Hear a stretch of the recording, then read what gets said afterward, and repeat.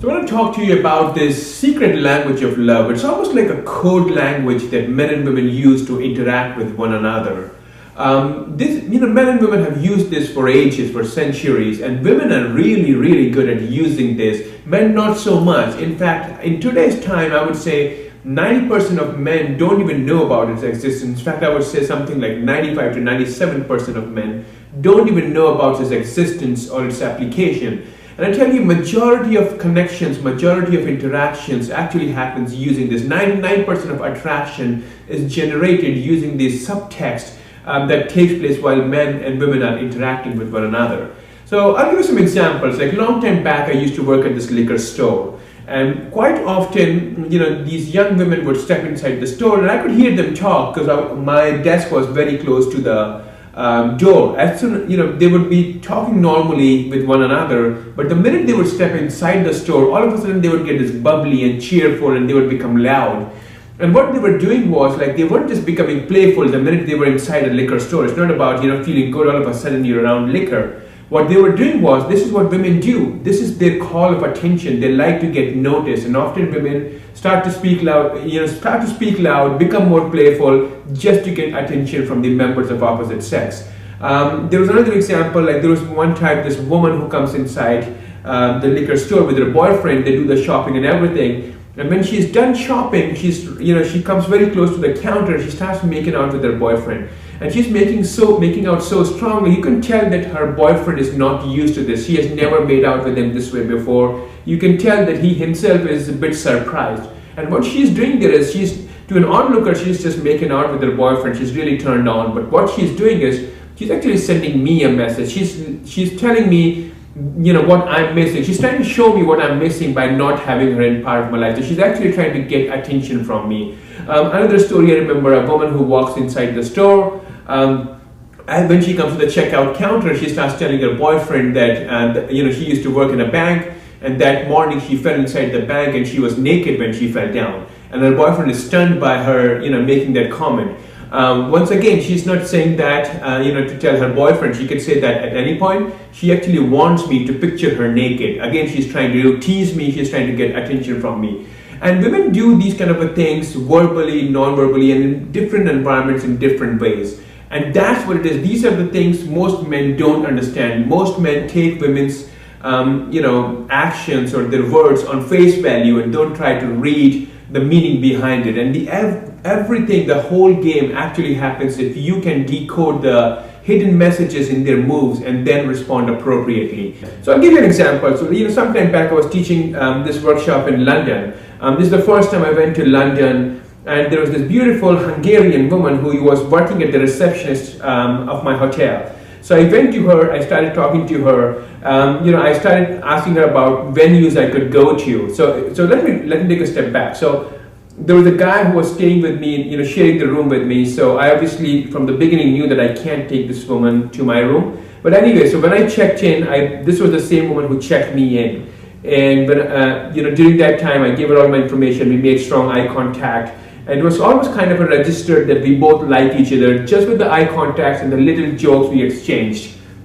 Later that evening, I went back to her and, I asked her about some venues I could go to, and she asked me, what kind of places do I want to go to? Like, what do I want to do? And I said, I just want to meet women. And she started laughing. And the thing was, for most people, it just seems like it's a very cheesy statement to make. But in the subtext that I was exchanging with her, I wanted her to know that I'm a sexual guy and I'm looking to meet women. And it worked because we both were already at a certain level where this line was appropriate. And this is also the key, that comes with these nonverbals, or with this communication. You have to know how you're coming across to the person. You have to know the level of relationship that's already established between the two of you, and what you can say now and what are the things you can get away with. So at this point, I said this to her.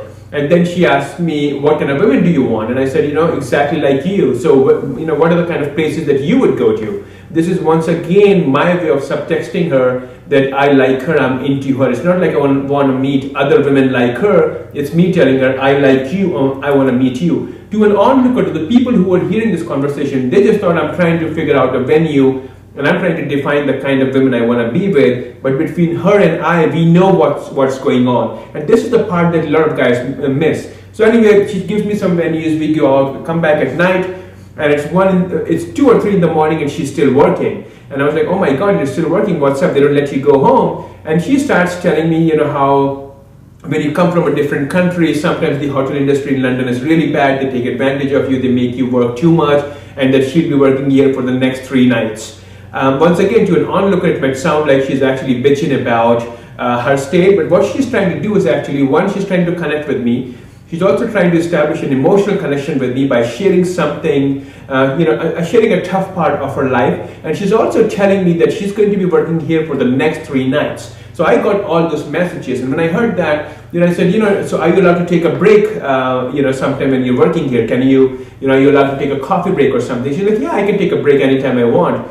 And I said, I'm really tired today, but tomorrow maybe I'll bring 2 cups of coffee and we'll just have a coffee or tea or something. And she's like, yeah, totally. Next day, I came back from my workshop, went to my room, made 2 cups of tea, went down to the register, and when I went there, she's like, oh my God, you didn't have to make coffee, you could have made it down here. I'm like, hey, I told you it was my treat, so I'm going to make it. She got off her shift, we went to the lobby, sat in the lobby, she turned all the lights off. Now again, to me, it's a good sign. I'm reading into the sign. Why did she have to turn the lights off? She wanted to create that environment, a romantic environment. That's why she dimmed the lights. There's still light there because the hotel has a lot more lights, but she just wanted to create the ambience. And when she created that, I sat with her. We started drinking tea, started talking about each other more, kissed, made out. I obviously couldn't take her to my room that night, so we exchanged numbers. From that workshop, I went to India. On the way back, I once again stayed in London. This time I wasn't teaching. I texted her, we met and we connected, and things happened. So all I'm saying is this is an example. You can see that how our whole interaction was using the subtext. To onlooker, it seems like she's just telling about what's going on in her life, but there is another meaning attached to everything she's saying and everything I'm saying. And this is what you need to learn. You need to learn the subtext that women use to communicate with men. You need to learn the intentions that women have behind their words, their actions.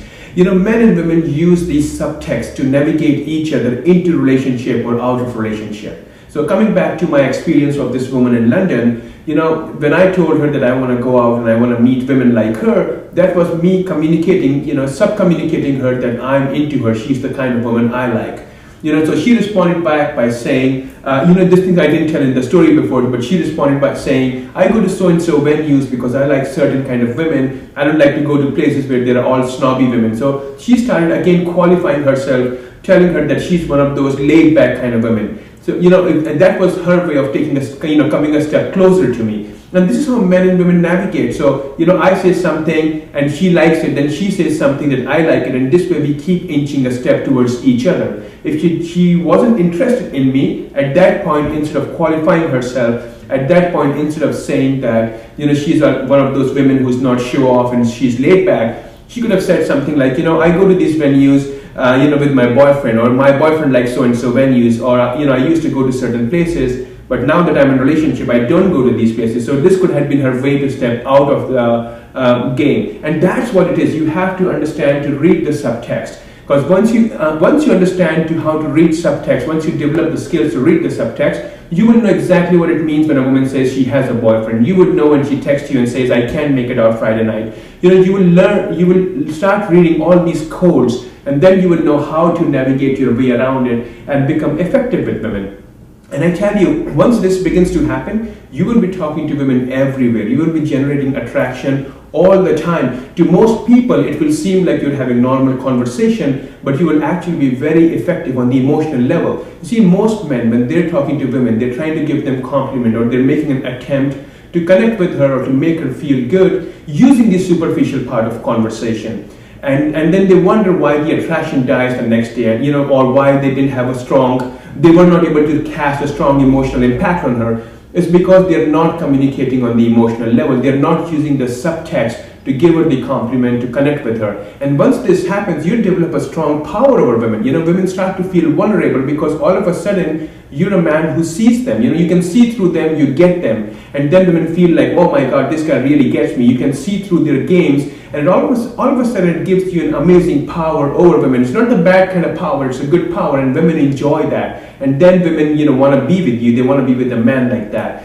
And I tell you, the Social Circle DVDs, that information system, is all about this. If you haven't seen that information system, I cannot stress enough that you need to do that. That information system is nothing but about giving you all these subtext and social rules and social dynamics and how men and women play this, this dance of attraction. How does it go? And what are the embedded meanings behind women's words? Their choice of words, their actions, and how you can navigate around that to make relationships happen. There's nothing we teach that isn't out there. There is no secret line or magic bullet that's going to get you the results.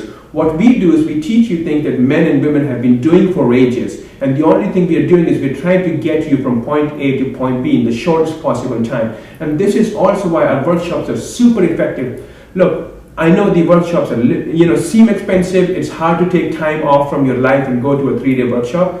But I tell you, man, there's nothing that compares to live training. When you're out in field, we can see things that you don't see. We can see the mistakes you're making while interacting with women. We can point you exactly the things you need to be doing differently to get results with women. And once you're done with that, you get on the fast track. Once again, there's nothing I'm going to teach you that men and women don't do that you can't find out on your own. It's just that you're paying for the convenience that you can go from point A to point B in the shortest possible time, as opposed to wasting 7-8 years that I had to when I was teaching myself. So hope this information helps, and I'll talk to you soon.